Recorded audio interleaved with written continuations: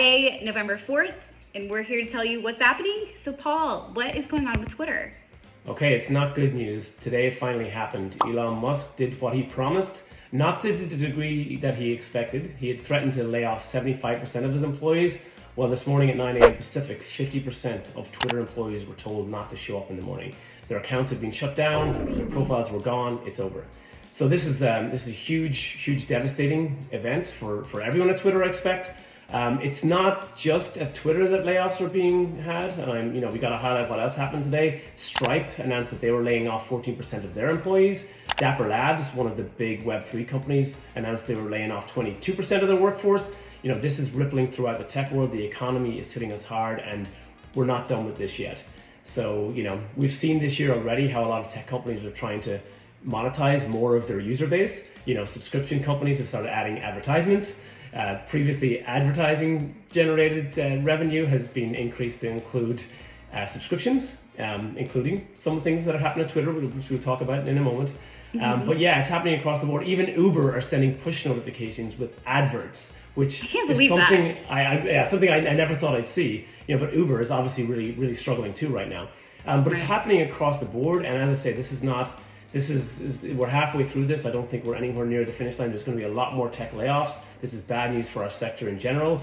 Hopefully the only sort of silver lining is that I would expect to see some new tech and startups, rising from the ashes. It's happened before in 2008. A lot of great companies began, including Airbnb started in 2008. A lot of other firms sort of took this opportunity to get off the ground, and I really hope that's going to happen, and we're going to see that more of that next year. I think we should probably shift to some of the other news to talk about some of the happenings and the actual changes within the app itself. So, Kate, do you want to pick it up and talk a little bit about Twitter Blue? Yeah, so our stat of the week in this week's newsletter is 423,700 blue ticks. And we're talking about Twitter considering a paid barrier for verification. So it has since been confirmed that Elon wants $8 a month for verification ticks. But Paul, we were just talking about that's actually not going to be enough. That's not quite the revenue he was hoping for. No, it's not enough. I think they're expecting a lot of people to, there's been a lot of complaints over years about how hard it has been to verify yourself. Right. So I think introducing this paid version of verification, it's twofold. One reason is to generate revenue. The second is to be able to, understand who users are, so there's less bots, there's less abuse when people are actually tied to real profiles. And I think it is a shift in that direction. Again, to make money, there's no doubt about it.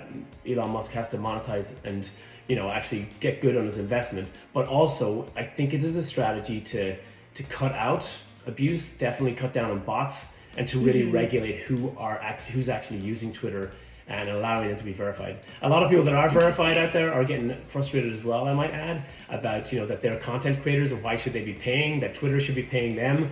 I think there may be other changes in the future that maybe respond to those concerns. But for now, you know what? Everybody's got to pay $8, so it doesn't matter if you're Kim Kardashian or Paul Murphy over here at 3 Advance. We got to do it. We got to do it.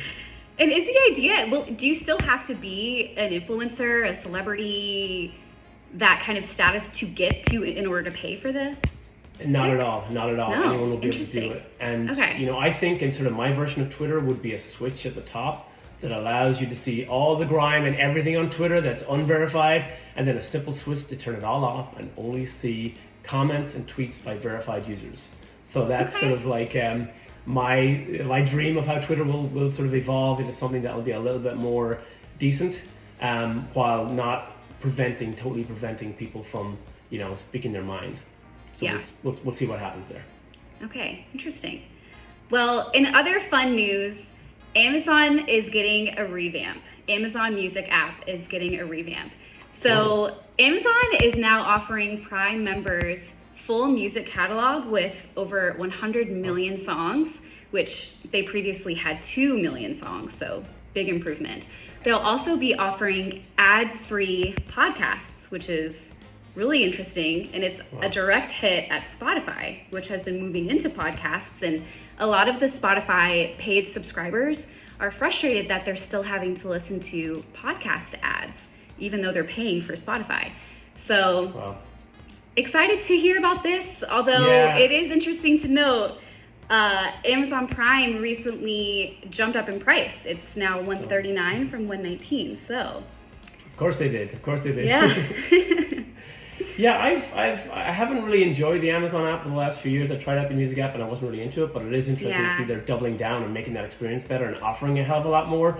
It means on Alexa, of course, you know, you can listen to any music now, which I think is a great thing. Yeah, and no, something that's that will cool. keep people within the ecosystem and hopefully cut out the forced, payment of another subscriber to Spotify or to Right. Apple Music or whatever. So Yeah. Honestly, I it has welcome me double thinking, yeah, my Spotify. I mean, I feel like I'm constantly fast forwarding ads when I'm Yeah. listening to podcasts. It's driving me crazy. well, we'll see. Shifting from one big tech titan to another. I know. What are you gonna do? What are you going to do?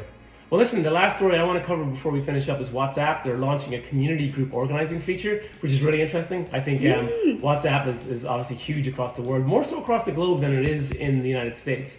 But Right. still like a massive platform. But they're introducing a new community group organizer to organize events, groups, meetups, and things like that. And I think that should be an interesting addition and one that I think we'll keep an eye on over the next couple of months and years to see what impact that's going to have. But makes a lot of sense.